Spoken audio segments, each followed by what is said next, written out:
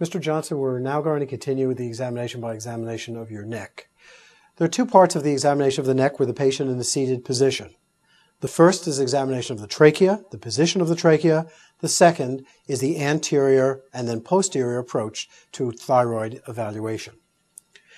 One wants to ascertain whether or not the trachea is midline, and one can place fingers like this on either side of the trachea and between the trachea and the sternocleidomastoid, and to determine whether or not the trachea is midline.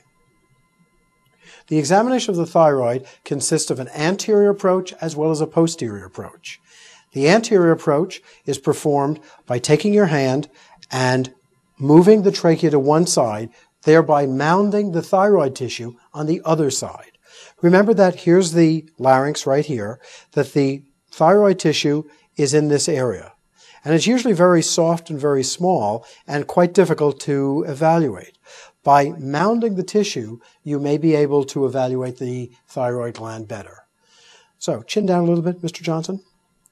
And I'm going to push the trachea to one side gently, thereby condensing this thyroid tissue and palpating the thyroid against the sternocleidomastoid. The same is done on the other side, and it can be done either with these fingers or with your thumb, moving toward the sternocleidomastoid. One now moves to behind the patient to evaluate the thyroid, known as the posterior approach. Place your hand midline, as I'm demonstrating here, and when I tell you, Mr. Johnson, I'd like you to swallow. What you'd like to do at this time is to swallow, and as the patient swallows, you're going to move in a rolling motion laterally toward the sternocleidomastoid. Okay. Now remember that patients can only swallow 1 or 2 times, so you only have 2 times to be able to do this. So Mr. Johnson, when I tell you I'd like you to swallow, okay? Mm-hmm. Swallow. And one more time. Okay.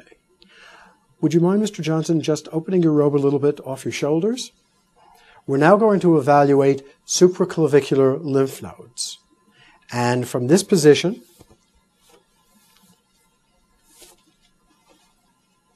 good. Are you comfortable? Mm-hmm. Good. Here's the clavicles right here. You're going from this position, place your hands in the supraclavicular fossa, and when I tell you, I'd like you to take a nice big breath. Big breath. In, and out. And this is the technique for evaluating supraclavicular lymph nodes. If lymph nodes were present above the clavicle or at the clavicular level, the inhalation would move the lymph nodes up to become more evident over the clavicle.